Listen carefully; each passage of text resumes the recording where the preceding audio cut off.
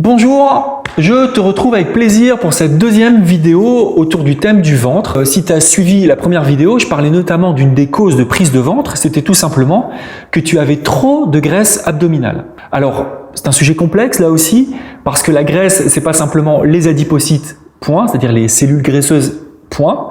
C'est d'autres choses, c'est des échanges hormonaux, c'est aussi une alimentation déséquilibrée, etc., etc., en sachant que les adipocytes, il y en a de 3 sortes différentes et on va explorer tout ça.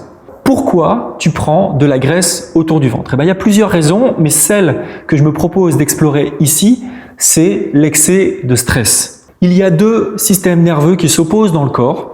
Le système nerveux sympathique, celui qui fait appel à l'action, celui qui se met en mouvement en période d'action, et il y a le système nerveux parasympathique, celui qui se met en mouvement en période de repos, et principalement quand tu dors. Ce système nerveux sympathique et parasympathique sont souvent déséquilibrés aujourd'hui en faveur du sympathique. Pourquoi ?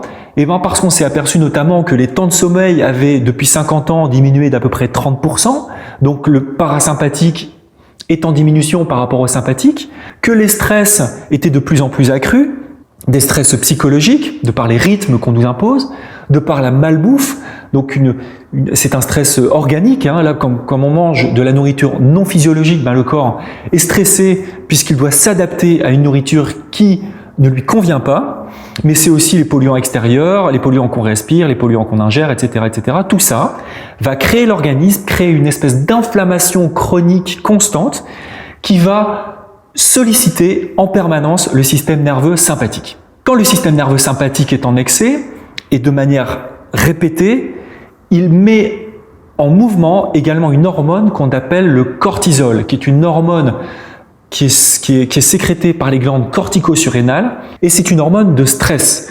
C'est cette hormone qui nous a permis pendant des années de survivre et qui nous met dans un état de lutte ou de fuite. C'est le système lutte-fuite. Donc globalement, qu'est-ce qui fait ce cortisol ? Quand il y a du cortisol dans le sang, toutes les fonctions d'élimination, de digestion se stoppent et le corps va libérer du sucre dans le sang. Comme il libère du sucre dans le sang, le cerveau va sécréter de l'insuline.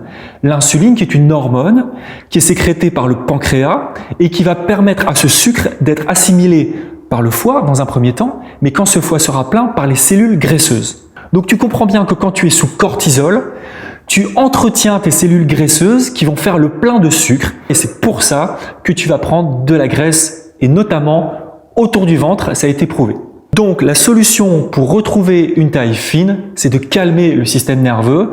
Il y a plein de moyens pour ça. Déjà, retrouver un sommeil réparateur, s'octroyer des moments de pause pour que le système parasympathique puisse lui aussi se mettre en mouvement.